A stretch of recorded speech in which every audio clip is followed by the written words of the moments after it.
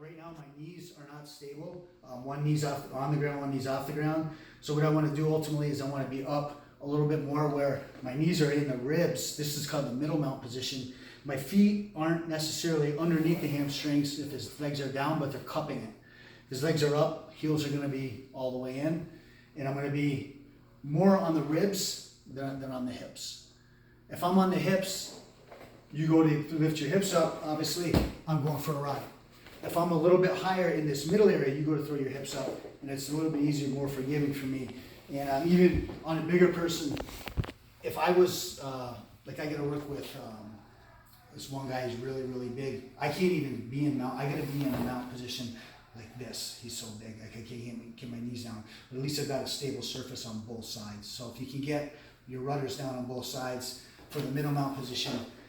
High mount position, my knees are gonna be underneath the armpits. To get from the middle mount position, in the middle mount position, I can have my hands down like this, okay? Or they can be up, I can be seated up like this.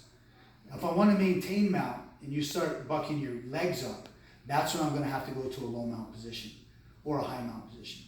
High mount position is a little bit better for submissions. In order to move from the high to the high mount position from the middle mount position, what I'm going to do is I'm going to cap the head. I'm bringing my hands down and I'm coming right over the top of the head. Elbows are going to be down. I'm just going to drive my knees up into this position from here, and then I'm going to sit up underneath the armpits from here. The problem is, if I stay here and you get your elbows in place down like this, it's hard for me to be able to get my knees up where they need to be.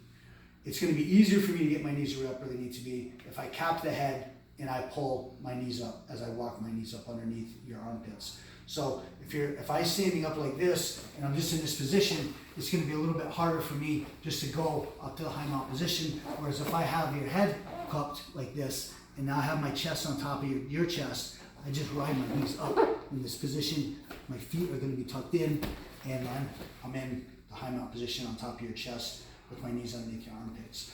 The low mount position is for someone who can be really aggressive and is really getting their hips. What I'm going to do is I'm bringing my hips down and I'm bringing my heels up. And I'm going to have all my weight out in front of me. So I'm going to be down here in this position here. With my hands are going to be just rudders. I'm going to be pressing my hips into your chest, your sternum. Your hamstrings are going to be right against the inside of my ankles here. I'm not grapelining, so I'm not taking my legs and I'm not driving my feet out straight. I'm keeping them hooked. And I want my knees off the ground. If my knees are off the ground, it assures me that I've got maximum amount of pressure on your chest. Going from the low mount position to the middle mount position can be just as easy as just bringing my knees down and coming up and starting my attack on your neck.